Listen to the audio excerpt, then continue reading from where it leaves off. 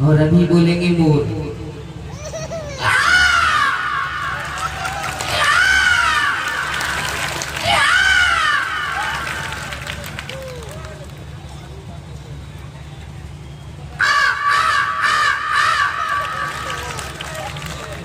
और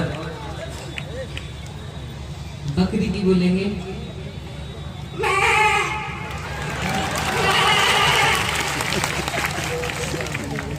अभी बकरा।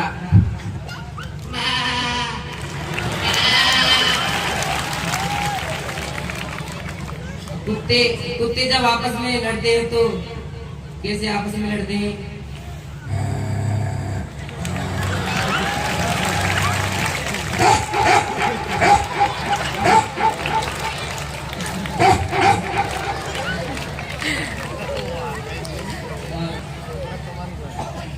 घोड़े की थोड़ी थोड़ी आती है।